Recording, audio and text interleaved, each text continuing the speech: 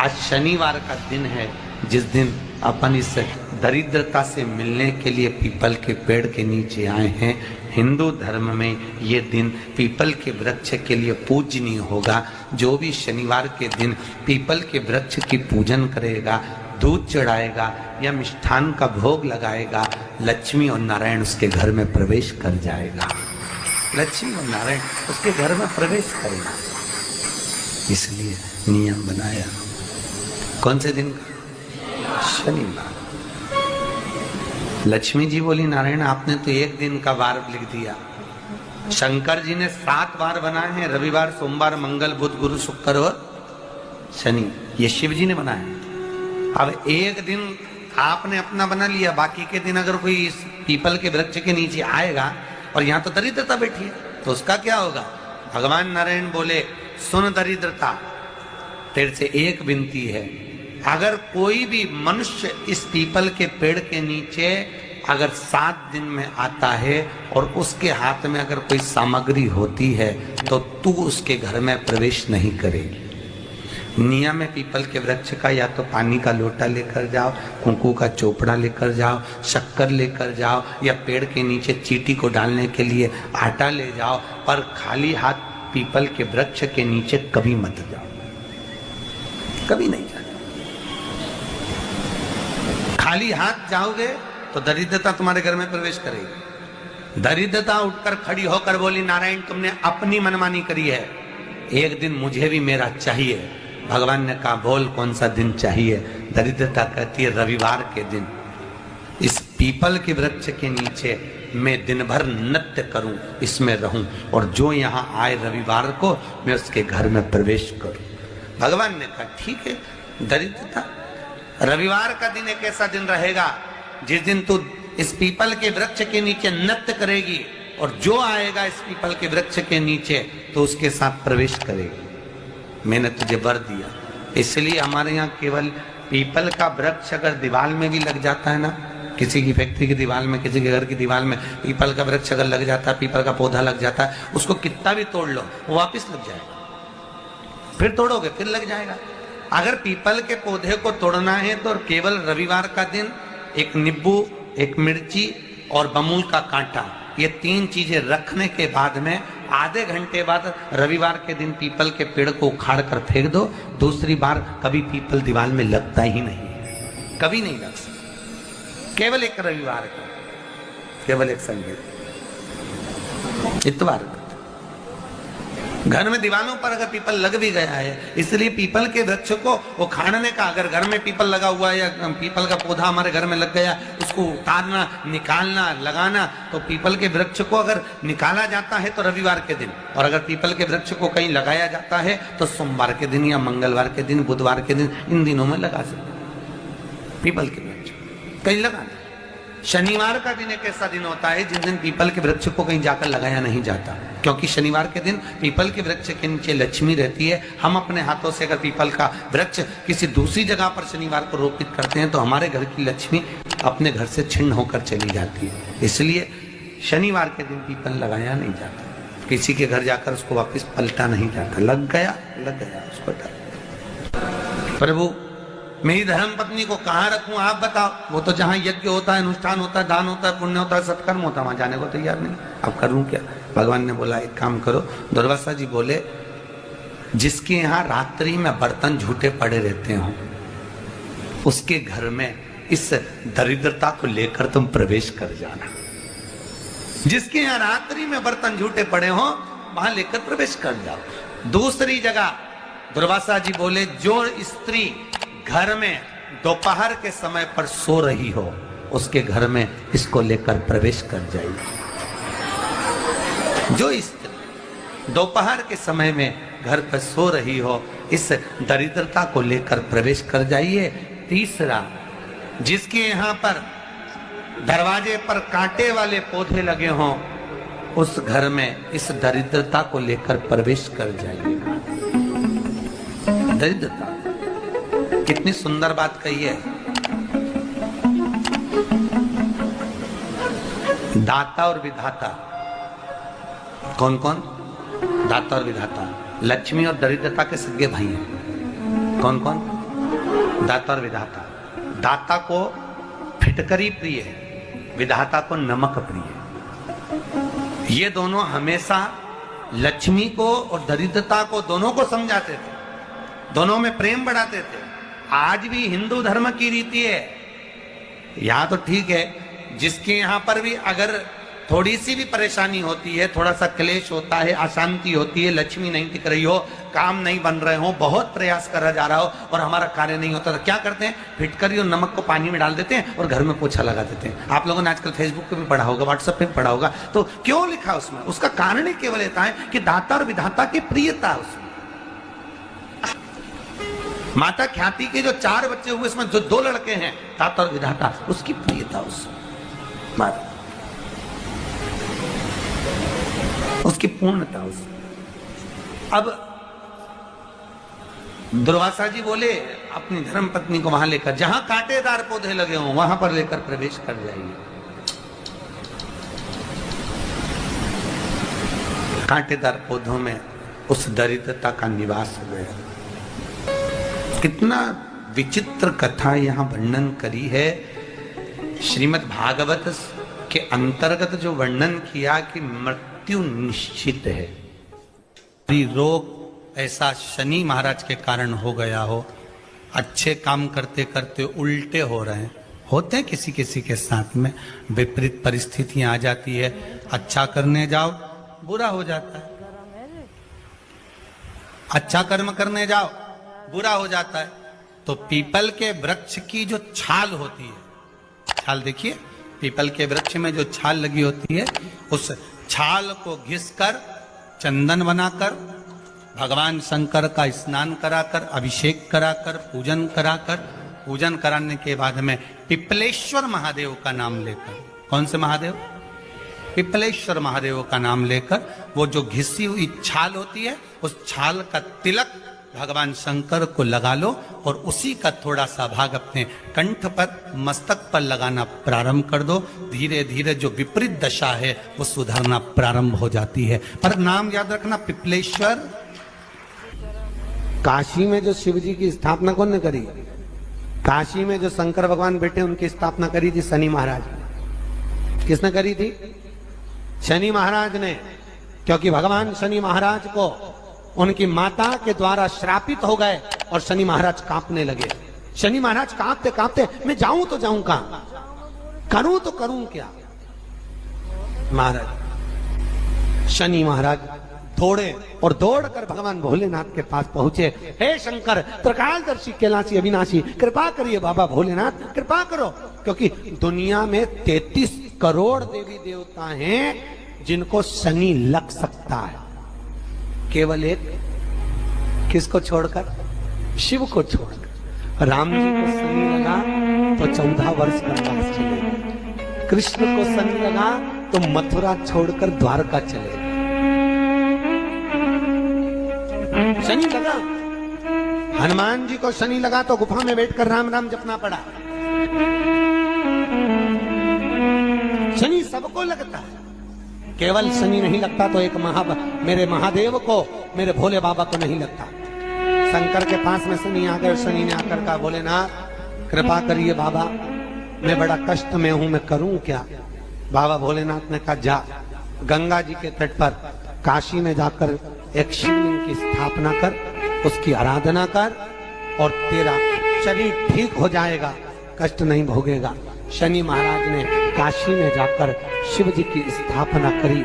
आज भी नियम है, जिसको शनि लग जाता है, एक काजल की डिब्बी ले लो और काजल की डिब्बी को 21 बार उतार कर उसको एकांत में जाकर, जंगल आदि में एकांत में किसी पेड़ के नीचे इतना सा खड्डा खोद कर उसमें काजल की डिब्बी को डाल दो और मिट्टी से पूर दो, उस व्यक्ति का शनि समाप्त हो जाता है।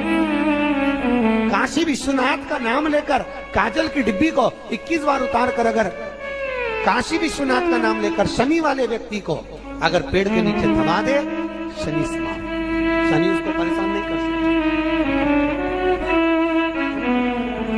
काशी कितनी मूलता, उस क्रम को देखिए।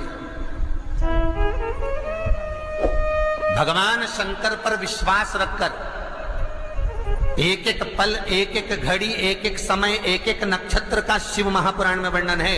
यहां तक शास्त्र कहता है कि पीपल के वृक्ष की जब भगवान शिव रचना करे, पीपल के वृक्ष की जब रचना करी गई तो उस पीपल के वृक्ष में भी कौन सा समय किसका है ये शिव महापुराण वर्णन करती है। सुबह 4 बजे से लेकर 7:30 बजे तक पीपल के वृक्ष में ब्रह्मा जी का वासा होता है। 7:30 बजे से लेकर 10:30 पौने 11 बजे तक पीपल के वृक्ष में भगवान विष्णु का वासा होता है। 10:30 बजे से लेकर पीपल के वृक्ष में 11:30 बजे तक पितरों का वासा होता है। 11:30 बजे से लेकर 12:30 बजे तक पीपल के वृक्ष में आहूतों का वासा होता है। 12:30 बजे से लेकर शाम को 4 बजे तक पीपल के वृक्ष में वासुकों का वासा होता है। 4 बजे से लेकर शाम को 7:30 बजे तक पीपल के वृक्ष में शंकर का वासा होता है। 7:30 बजे से लेकर 9:30 बजे तक पीपल के वृक्ष में कुबेर का वासा होता है। 9:30 बजे से लेकर फिर कुबेर के वृक्ष में अन्य देवों का वासा चालू हो जाता है। इसलिए हमारा हिंदू धर्म कहता है, हमारे शास्त्र कहते हैं कि पीपल के वृक्ष को जब पूजा जाता है, पीपल के वृक्ष की जब पूजन करी जाती है तो सुबह 10:30, 11, ज्यादा से ज्यादा 11:30, ज्यादा से ज्यादा 12, उसके पहले पीपल के वृक्ष की पूजन कर लेना चाहिए। रात को कुबेर का वासा होता है, इसलिए पीपल के वृक्ष में दीपावली के दिन रात्रि को 8:30 बजे से लेकर 9:30 बजे के बीच में जो पीपल के वृक्ष के नीचे घी का दिया लगाता है उसके घर में कभी संपदा की कमी नहीं आती, क्योंकि कुबेर स्वयं विराजमान होता है पीपल के वृक्ष के नीचे। क्यों? क्योंकि 11:30 बजे से लेकर 12:30 बजे तक पीपल के वृक्ष में पितरों का वासा रहता है, आहूतों का वासा रहता है, फिर वासुकों का वासा आता है। पितृ किसको कहते हैं? महाराज जो पूरी उम्र लेकर चले गए और उनके भीतर अभिलाषाएं बहुत थी, मैं ये भी करना चाहता हूं, मैं ये भी करना चाहता हूं, वो पितृ हो जाते हैं। आहूत किसको कहते हैं?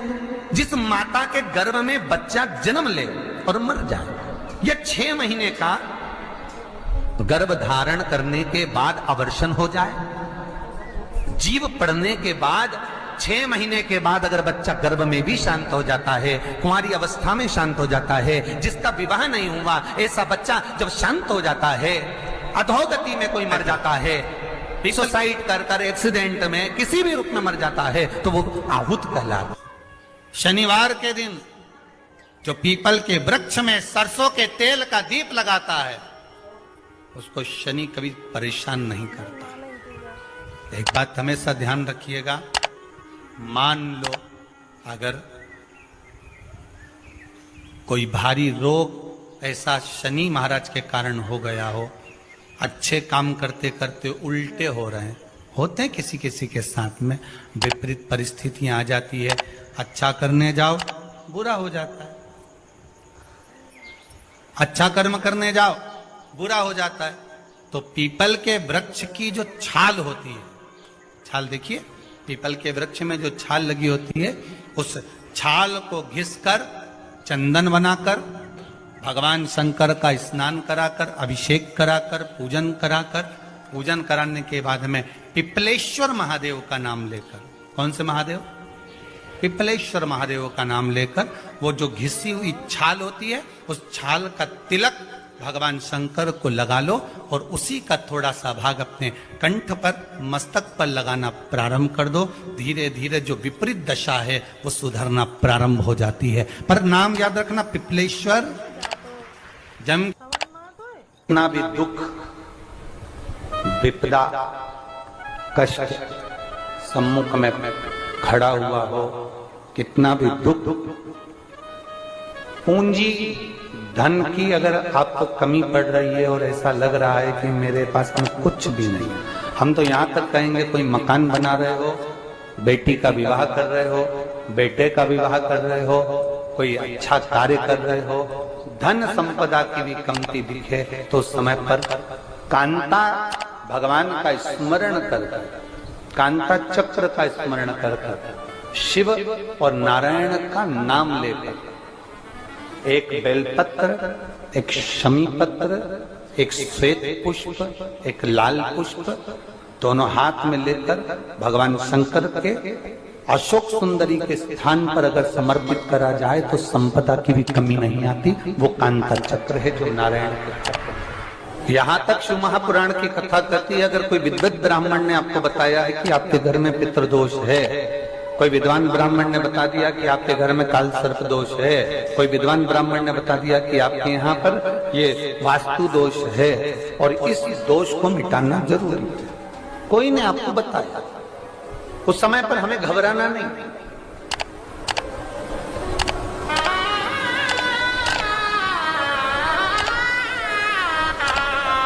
उस समय में घबराने का क्रम नहीं है। कहते हैं पीपल का जो जल झड़ता है पीपल के वृक्ष से, आप लोगों ने कभी देखा है कि नहीं देखा, वो हमको नहीं मालूम।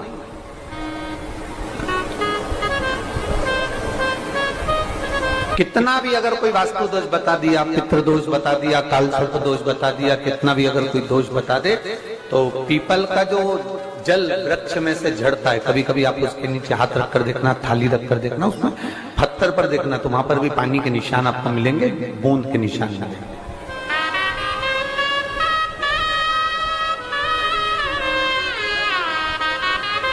मात्र उस पीपल के वृक्ष के जल की एक बिंदी, एकमात्र बिंदी,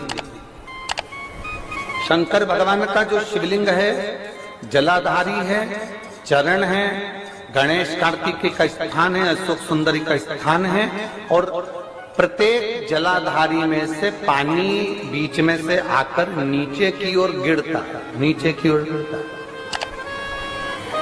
आप लोगों के स्मरण में हमने पहले भी बताया कि राइट में किसका स्थान है, गणेश जी का, लेफ्ट में कार्तिकेय, बीच में अशोक सुंदरी। ये क्या है, पार्वती जी का हस्त कमल शिवलिंग, और ऊपर से जो जल एक एक बूंद शंकर जी के शिवलिंग पर गिर रहा है, वो शंकर जी की 5 लड़कियां जया, विषहरा, शामलीवारी, दौतली और देव, शंकर जी की 5 लड़कियों एक एक बूंद पानी शिव जी पर गिरा रहा है।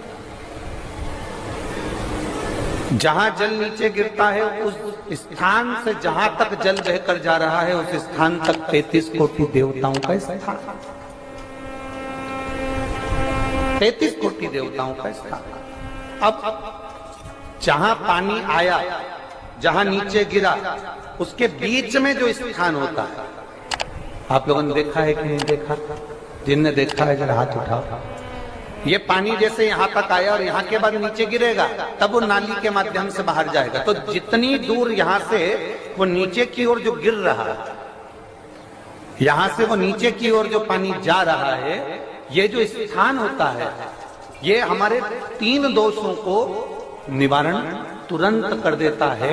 एक हमारा पितृ दोष, एक हमारा काल सर्प दोष, और एक हमारा वास्तु दोष का निवारण ये तुरंत करता है। और ये तो हमने केवल आपको शिव महापुराण के माध्यम से बताया कि ये 3 दोष का निवारण कर देता है, पर यदि कभी आप ध्यान से लिंग पुराण को पढ़ेंगे, आप यदि लिंग पुराण को पढ़ेंगे और गीता प्रेस गोरखपुर की लिंग पुराण को लाकर यदि आप पढ़ते हैं, या गीता प्रेस गोरखपुर की शिव अंक को भी आप अगर पढ़ेंगे,